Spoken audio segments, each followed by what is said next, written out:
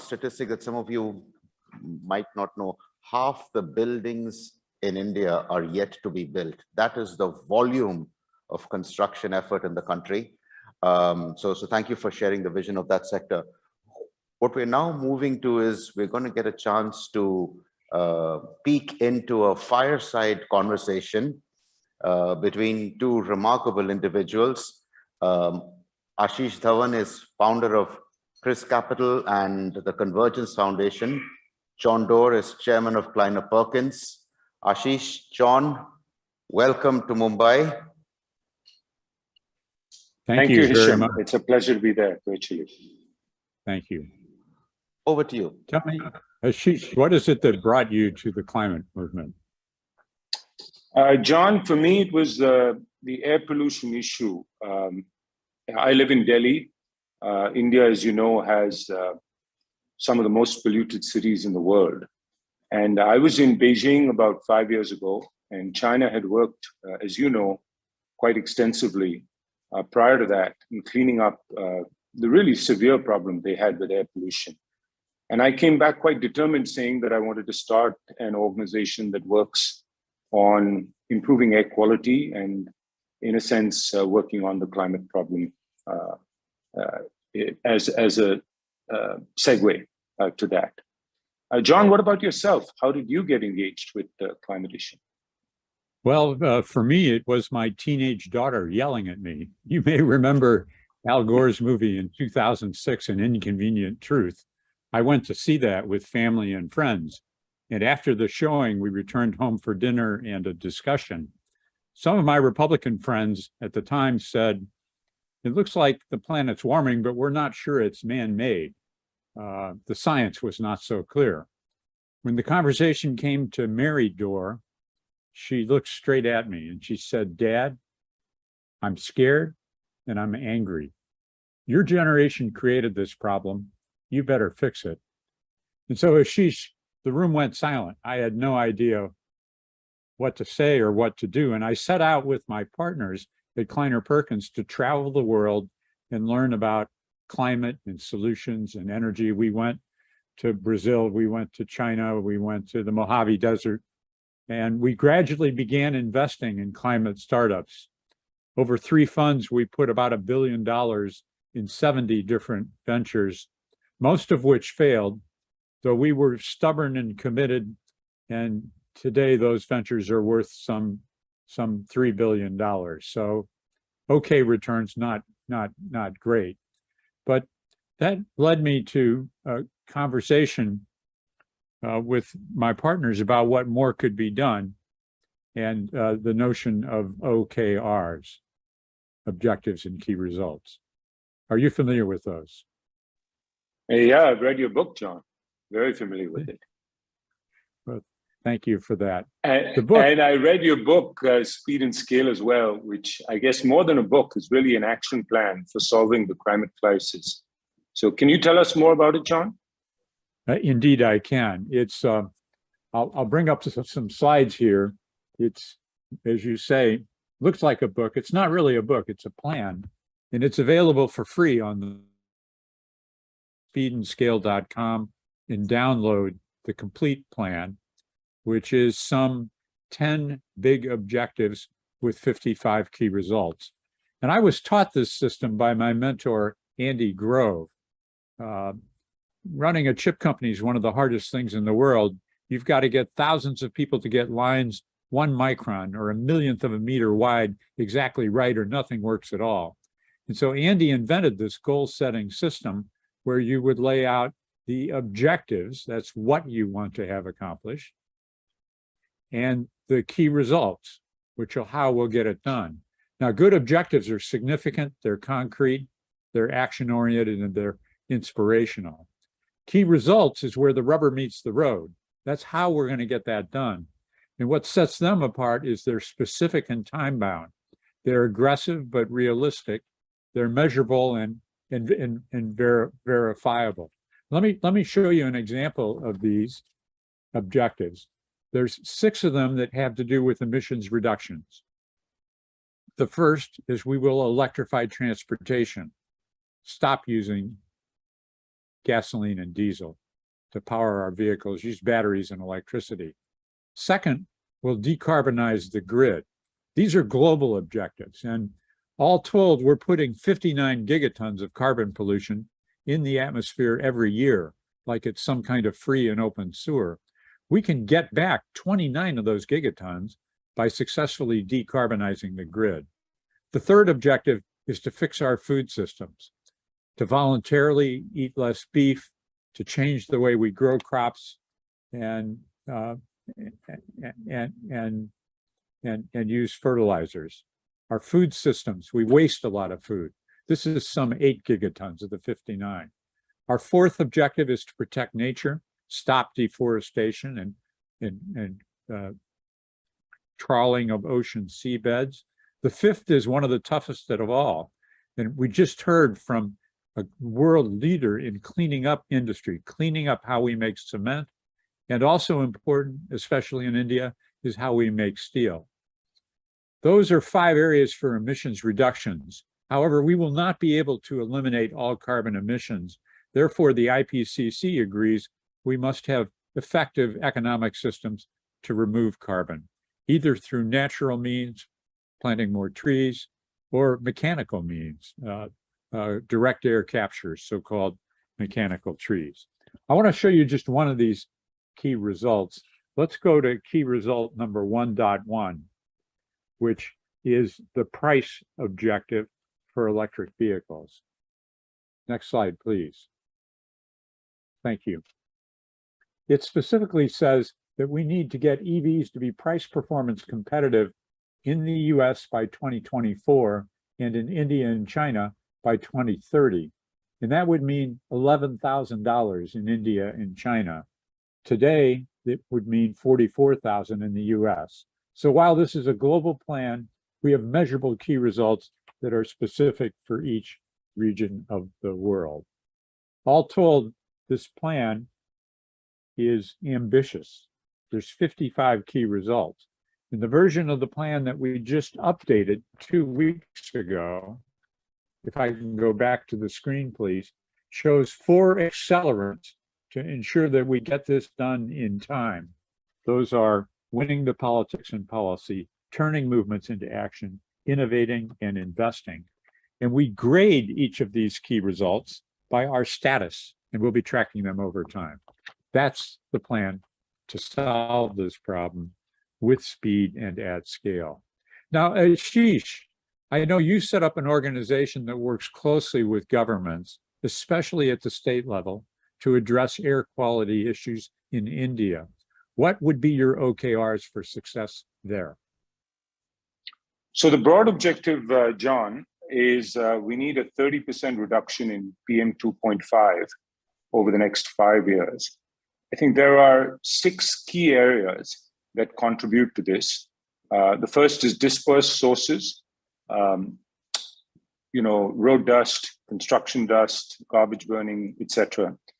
And what cities really need to do is work on, developing project management software and getting into project mode to resolving these specific projects. We've actually piloted these in a few cities, but eventually this needs to be scaled to all 122 NCAP cities in the next 5 years. A second one is around transport, where already with the BS6 standards in India, there's a significant reduction in air pollution or coming out of the tailpipe. Having said that, we do have a large stock of older vehicles, particularly those that are 10 to 15 years old, and especially heavy diesel vehicles. And reducing the emission from those vehicles by 50%, either through putting in a device into the tailpipe or scrappage policies, I think is another key area to work on. Third one is stubble. And in some of our northern states, we burn the stubble after crop production, and cutting that by 50%. Right now, it's about 2 million hectares in Punjab alone across where stubble is burnt. But we need to cut that by 50% in the next 5 years. And it requires not just funding, but a lot of commitment in terms of enforcement. The fourth area is industry. and creating greater transparency, because there is a nexus often between industry and the regulator. And so making that data available. There's been some pilots around the star rating system that have been quite effective. The fifth is the power energy sector, installing FGDs, which result in much lower sulfur dioxide release and other secondary particulates. The last one, which is hard to work on, is household air pollution. Because in India, about 36% of households use solid woods as primary fuel, and another equal number use it as a secondary fuel. And so more targeted Ujjwala 2.0 schemes for the bottom 40% of households to cut that percentage of households in half is critical. And then as you laid out, I think political salience is important, getting this into mission mode, the way we had Swachh Bharat around cleaning up India, a Swachh Vayu mission. The second is around the policies and the budgets. So the NCAP really increasing the budget and for getting it focused around implementation. And finally, innovation and investment in clean tech and new solutions that can mitigate air pollution. So very similar framework to yours, but I've learned a lot looking at your framework, John. Well, thank you. I have a lot to learn about pollution, and it's such a powerful incentive and reward that I'm very grateful you're focused on it. India will no doubt need more capital to fund its net zero goals. All around the world now, we're seeing significant concessional financing for businesses, say available from Europe or will come from the US climate bill, some 340 billion US dollars over a decade. What sources and structures of capital do you think corporate India can access? So, John, that's an interesting question because India needs a lot of capital to go through this transition.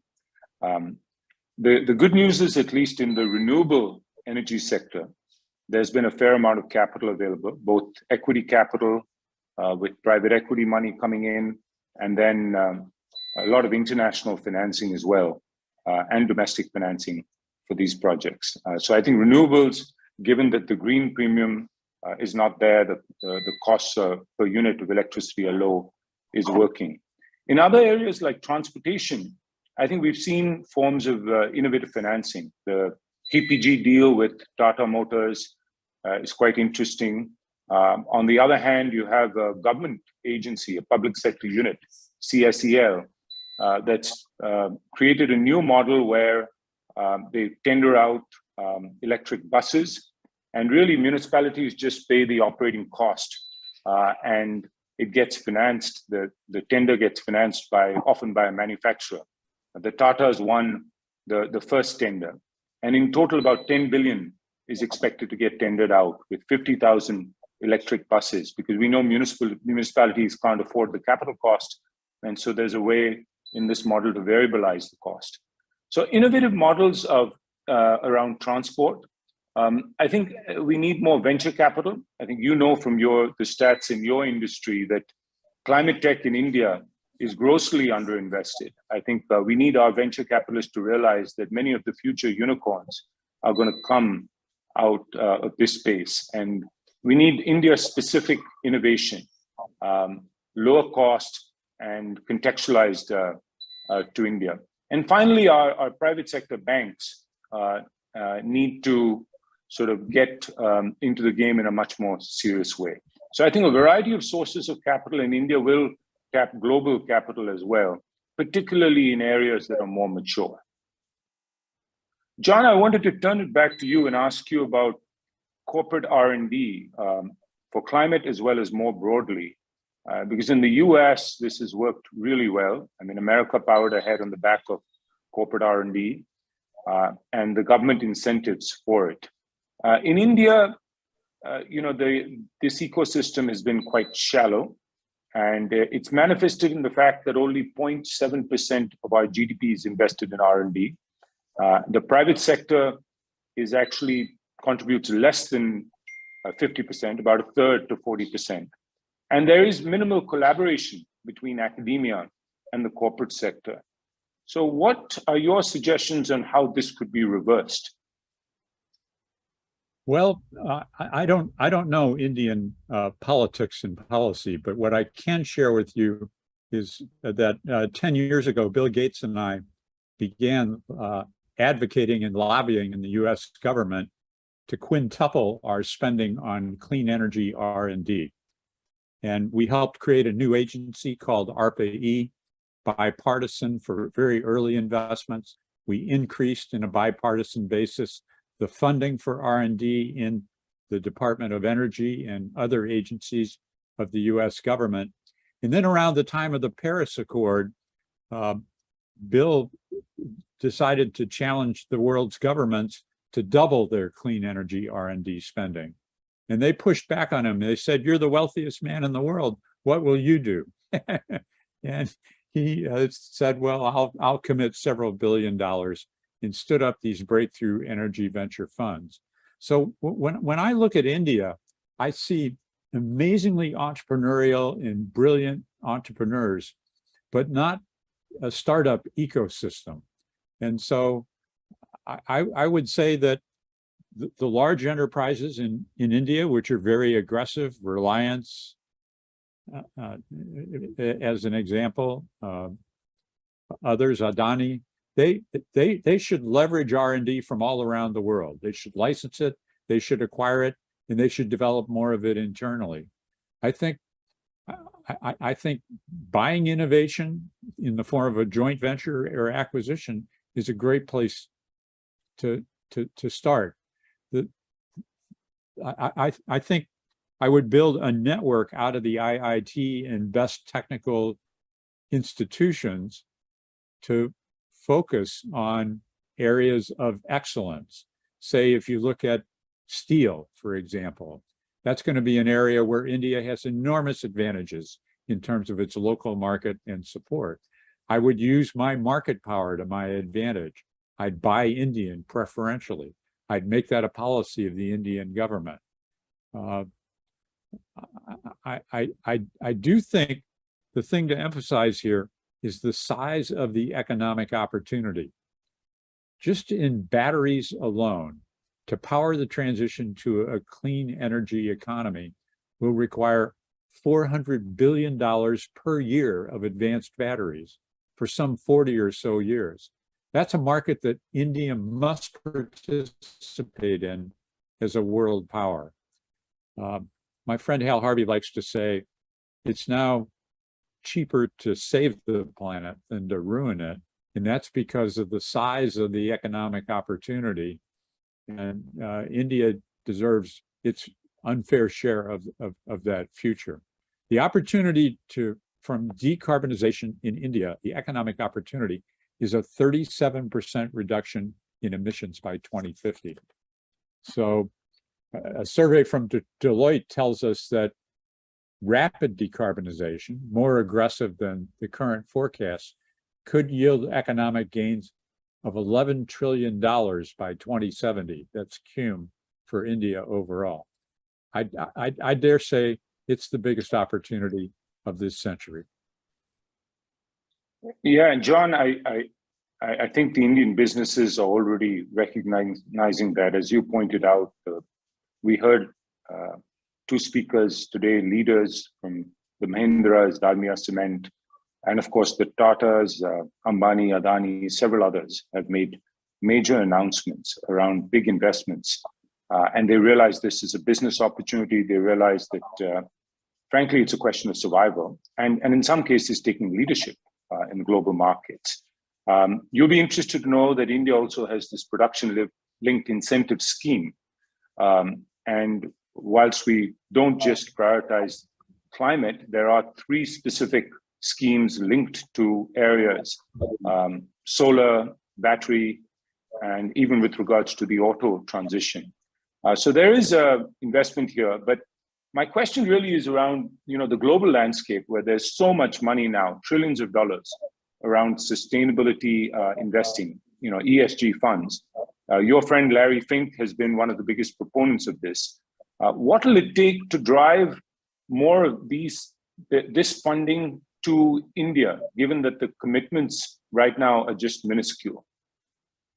So I'm going to go again to the plan, to the accelerants in this plan, and big objective number 10, which is to invest like our lives depend on it. And I think there are 5 areas in which India must invest and must become more engaged. The first is financial incentives. The second is government R&D. The third is venture capital. The fourth, the largest of all these, is project finance. And the fifth is one that I know is very near and dear to your heart, and that's philanthropic investing. So just briefly, what this plan calls for is increasing global government subsidies from $120 billion to $600 billion. The second one, key result 10.2, is to increase public sector funding of energy R&D global from $8 billion to $40 billion a year in the US, and call on the other countries in the world to triple their R&D funding. The third, and this is a place where I will say India is well positioned for improvement, is venture capital. Globally, we've seen this goal already achieved, namely moving from 13.6 billion to 50 billion per year globally. But if I show you the graph for India venture capital, it's hovering right now around $600 million for the year 2021, when globally it was 50 billion. So more work needs to be done. And in the US, venture capitalists will stop at nothing to copy success. So I think we need more role models, more successful Indian entrepreneurs addressing Indian markets with Indian developed technology in public listings. The effect that Tesla going public had, not just on startups, but big established companies, cannot be overstated. I think it accelerated the electrification of vehicles by 5 years. Just to wrap this up, project financing, Larry Fink is on record as saying he believes we need cookie cutter like deployment templates that are standards so that each deployment does not need to be custom negotiated with the World Bank or the IMF. We need much more urgency and speed and scale. And finally, on the philanthropic front, you know how much of global philanthropy goes into climate? Less than 5%. It's 4% per year. And so we call for increasing that from 10 billion to 30 billion per year. My family joined with others in making a philanthropic commitment to Stanford University to create a new school, a climate school there. And my view of this is we need lots of great climate schools, like we have lots of great medical schools. And so I hope we can get them to work together and that they raise the bar, the expectations for them.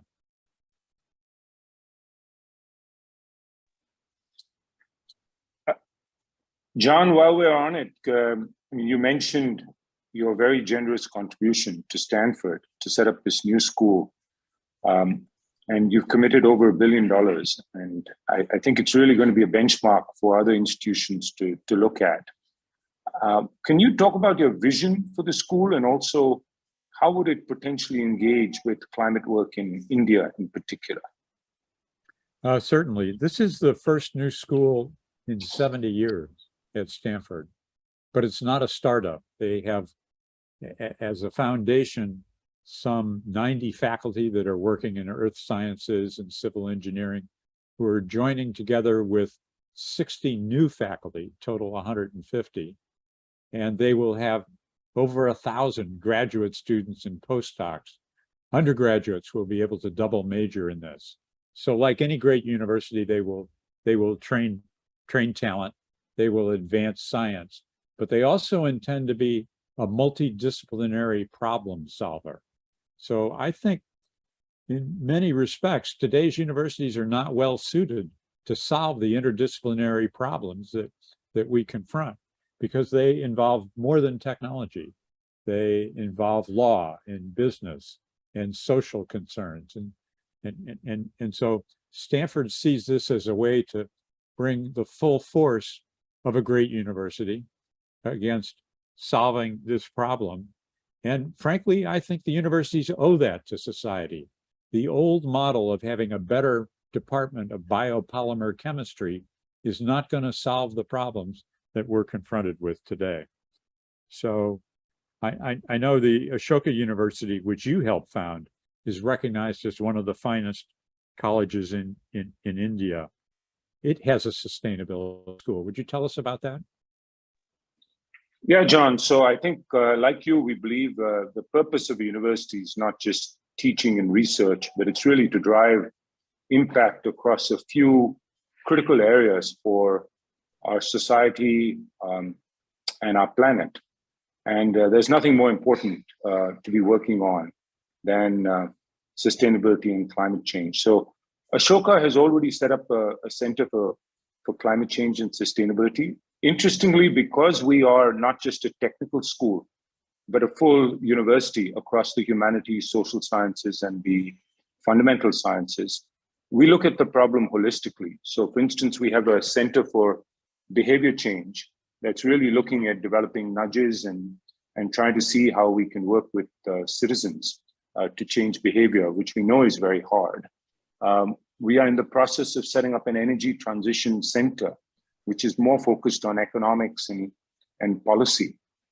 So again, as you mentioned, this sort of very multidisciplinary approach to the problem. And then in addition to that, really, given that these are some of the top students from across the country, and we get applications actually from 40 countries outside India. So students coming from Africa, from Southeast Asia and South Asia. Every student does a mandatory course on environment and climate change. And then in addition, they have the opportunity to minor in the subject. So to take a combination of 6 courses and to do a lot of field work and get exposed to the problem, internships, etc. So our belief is, even if someone chooses not to major in the area, every student should be exposed to it and should understand that this is one of the, I think people instinctively know that this is a big problem. They care about it deeply, but making them innovators, engaging them with the problem, and getting them, even if they go into a different field, in their own way to contribute towards solving the climate crisis is something that we care about very deeply.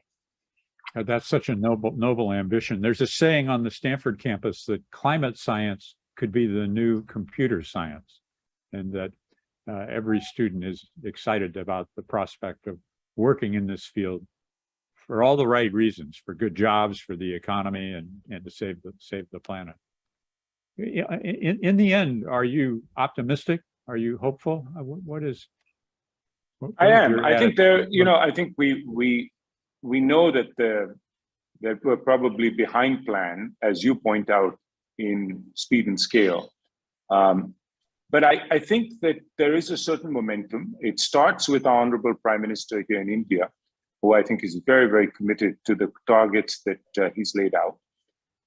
It also is, our corporate leaders, kudos to them, because I think many of our leaders have stepped forward. And I know many people are skeptical of these net zero pledges, but I really think that some of our leading companies here in India have turned this around, not just as a PR exercise, but they look at it much more seriously as a question of survival, or one where they can really leap forward and garner competitive advantage. They recognize the market opportunity.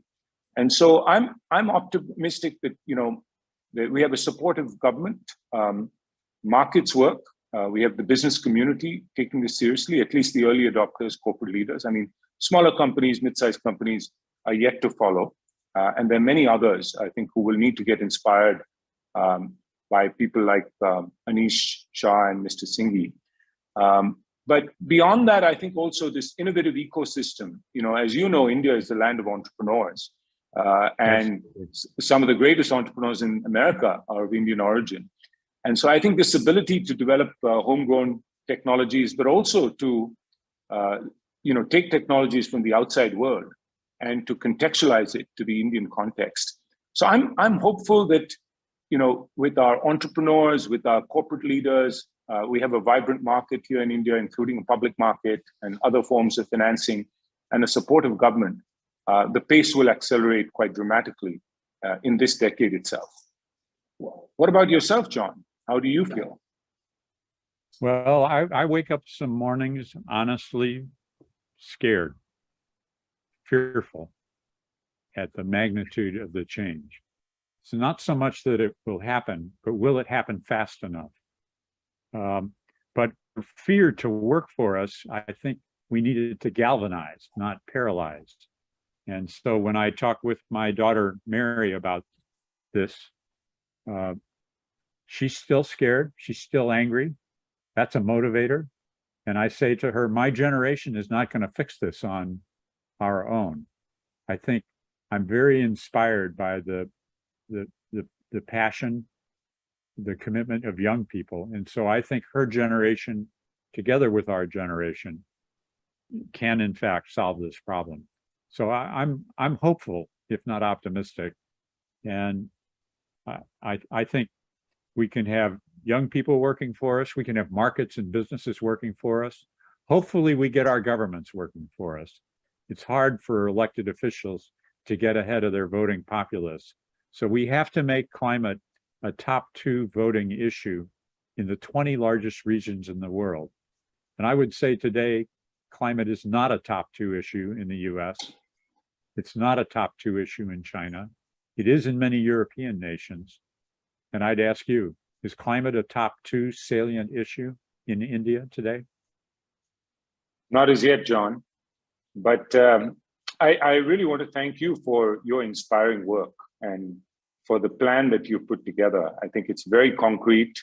I'd encourage everyone to read the book and look at the plan and for us to contextualize it to the Indian context. And I also wanted to thank EDF for the amazing work that they do globally and here in India as well. EDF is a great organization, I agree. And with that, what a wonderful conversation, and we're wrapping it up on time. Thank you. Thank you, John.